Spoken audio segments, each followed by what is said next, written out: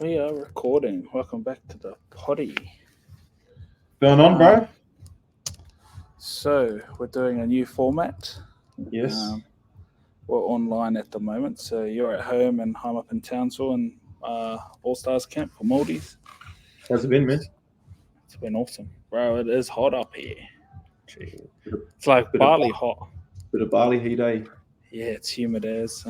So the last couple of days got up here on Sunday, and then just cruised, and then Monday, Tuesday training, and then today's our day off. So what's it been like, sort of back in the footy schedule or getting stuff done for you, bro? Natural as, yeah, it's mean, bro. Oh, yeah, that's cool. That's cool. It's cool. It's like, I don't know, bro. It's just like being a kid again, you know? Yeah. Catching up with old friends. Doing something you sort of have done for 10 years of your life or something, whatever, and then going back into that natural environment. So it's very, it's cool, bro. It's cool. That's good to hear. And it's not so like high pressured environment either. Yeah, I wanted to ask you that too. Like, what's the difference between having Blairy as coach and BG from last year? Yeah, bro, it's cool. Yeah, like so, sort of like two different styles, but they sort of still got that right click going. Like we got a good staff as well, good assistant. Got Blake Green as assistant, Blairy as head coach. So that sort of their balance works real well with trainings. And I don't know I like ex-players being coaches. So do I, because they've been through it and sort of thing like that. So they got that experience of what a camp should be and etc. Especially for these like exhibition matches, right?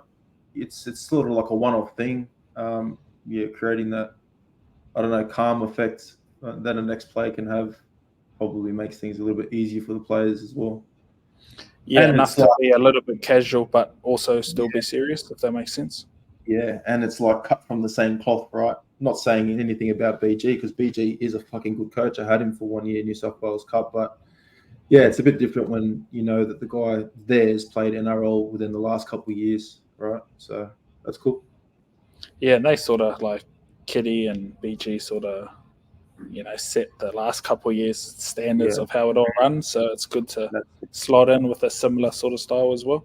Yeah, that's what I loved about the BG, man. He was very fine-tuned, detailed with everything. So everything was like set up so that your week, your preparation going into the game was just like seamless. And that's what you want to have as a coach, right?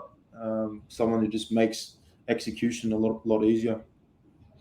Yeah, hard, and we've taken that all on board, and just all the boys are pretty keen. They're all off at golf at the moment. So how good's the footy life, bro? Me life. That massages last night.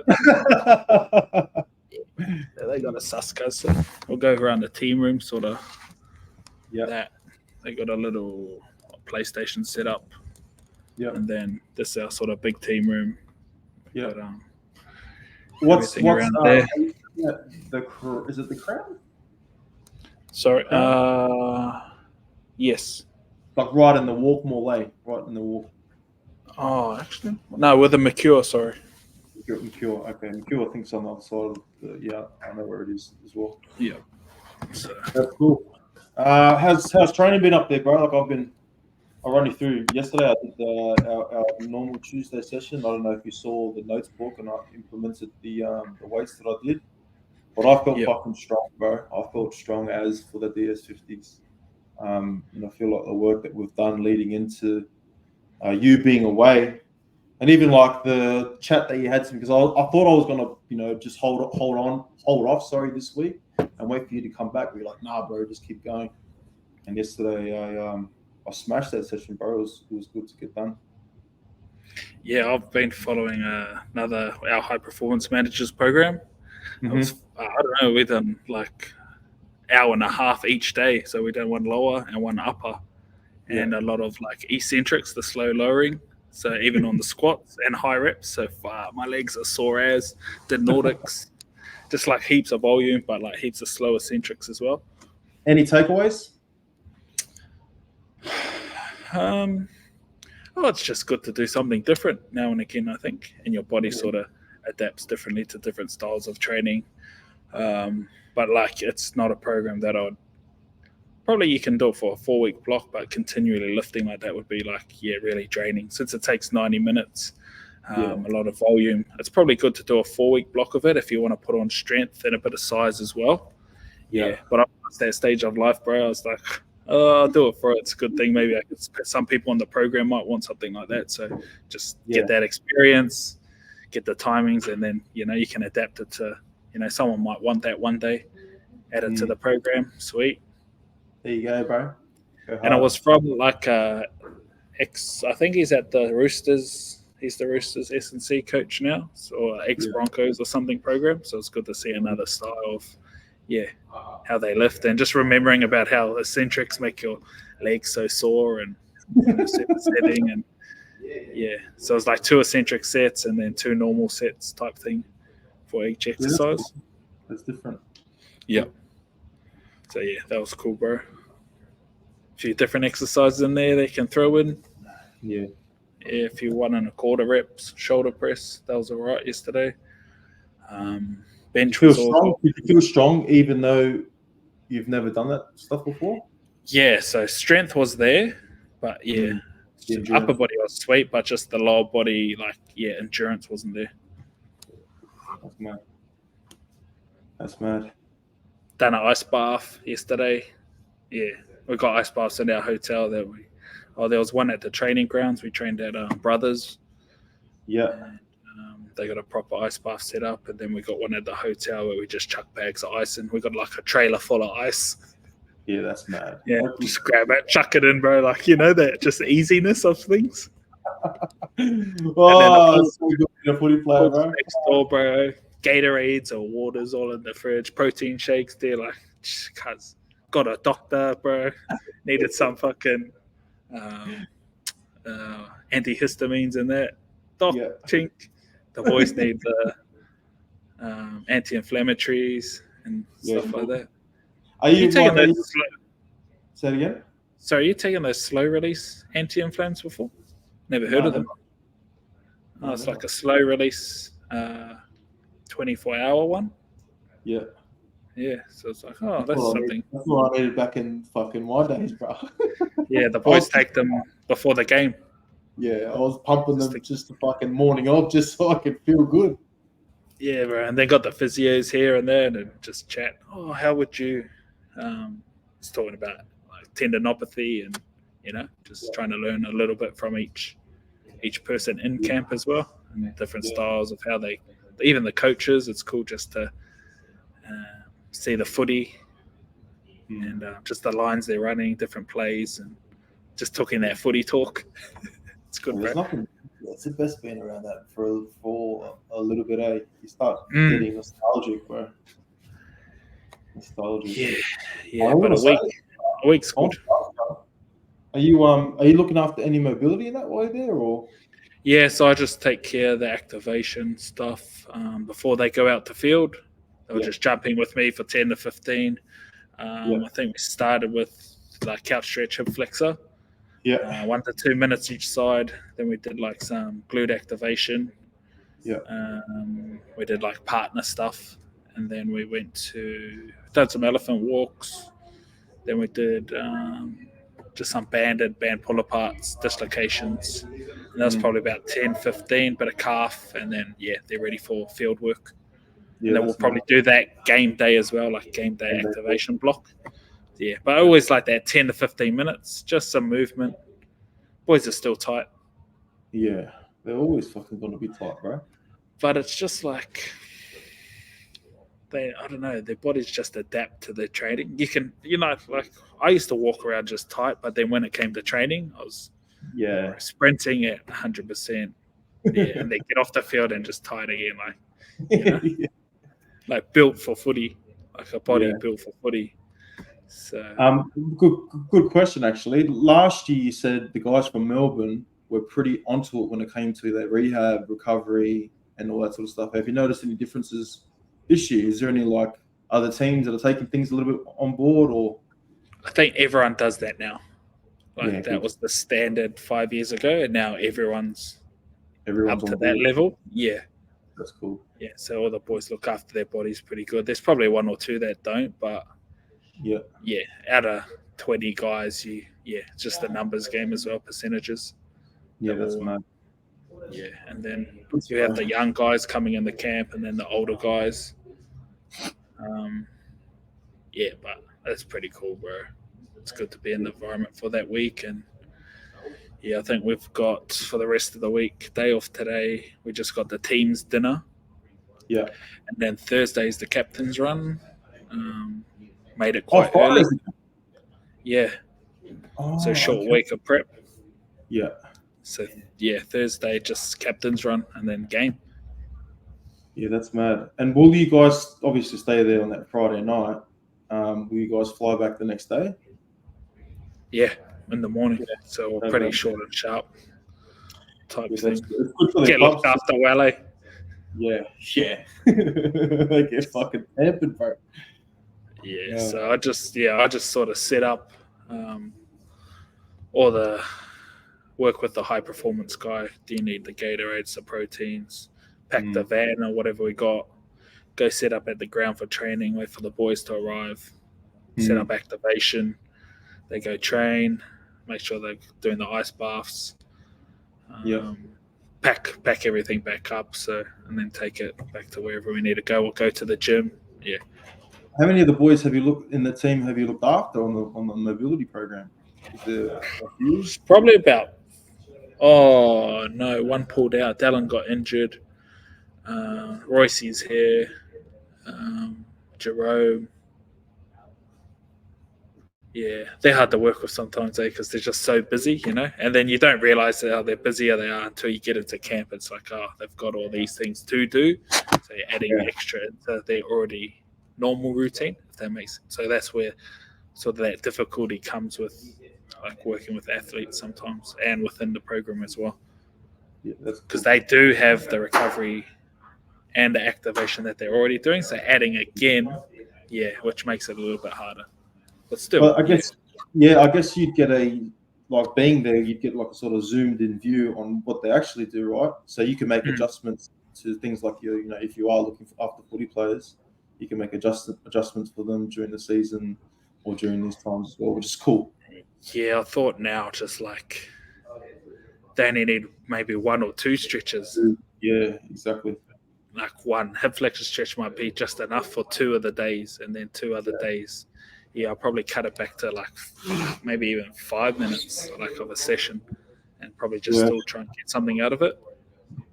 Yeah, I was talking to Kane Evans who's on my program, and I said that to him as well. He wasn't saying that it was getting too much. He said he's stuff that they're already doing for the club anyway.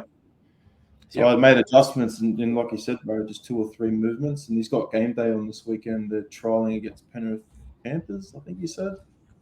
And he's feeling good leading into it, bro. So, those adjustments need to be made for guys who have so much shit to do, right? Yeah, exactly. But the boys are into their weights hard out. They go hard. Yeah, strong. Try to do the extras. Yeah, not like super strong, but like, I don't know. There's a toughness of a footy player that's a lot different than I don't know. They're hard and tough. Like put any other strength guy in the gym onto a footy field and it'll fucking get snapped in half. Like these guys, even though they're not as strong in the gym, they'll snap those guys in half. And, run circles around. Like, there's a toughness and strength about those type of players that maybe they don't lift as much, like big weights. You're like, that's not very heavy. Like I've seen people lift more, but get out on the football field under fatigue. Bro, 5 tackles in a row and a kick chase and then go that for 80 minutes. There's not much people that can, are conditioned to do that. Yeah, that's cool. So there's like a I don't know what I call it, like a toughness, hardness, No, like a creator player mode when you have those things. The normal gym guy or strong guy in the gym doesn't have that toughness, hardness, from I like that game like footy. Make sure you clip that one and put it up on fucking Instagram so everyone can see, bro. So they might not bench 180 and they can bench only 120, but they'll still snap some people in half and wrestled on the ground, still can run. Yeah, week in, week out. The rugby league players for me is like the ultimate. They're pretty hybrid, bro. They've got all realms of fitness sort of covered, man, and they've got to do that for a long time too. Yeah, very fit, bro, and everyone's in real good shape because I've just done preseason. Preseason as well. Yeah, except like the Kiwi boys that have sort of done a longer season and then gone a big break, 2 weeks preseason, then back into this camp. Yeah. Which I was speaking to Blairy about how he sort of over his career, bro. He just said, bro, it's mean. That's like that longevity factor instead. So when you play reps at the end of the year, Australia or New Zealand, you get a shorter preseason, right? So it's gold. And then if you play this game, even shorter, you get 1 more week off, which is a lot more mental refreshing. And then you're straight back into the season. Because no matter how much fitness you do in preseason, fuck, that first preseason game or round 1, you're tired no matter what. Yeah, bro. Yeah. And then once you get your match fitness after 2 or 3 games, you're sweet. And these guys adapt like that a lot more, which was a cool understanding from that player's perspective. Yeah. And if anything, like playing test matches or playing in these matches would give that, providing they stay injury free, it would give them that match fitness, which is a lot harder to get during preseason anyway, right? So and from the NRL level, they're playing 1 level faster. Exactly. So you naturally you come down.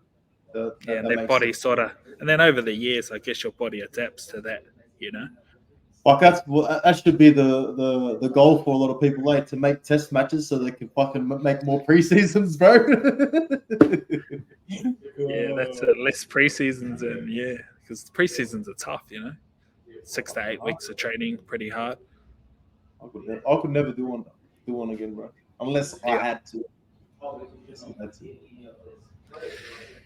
So that's about a bit of the week, bro. But it's been a good sort of experience of it all. So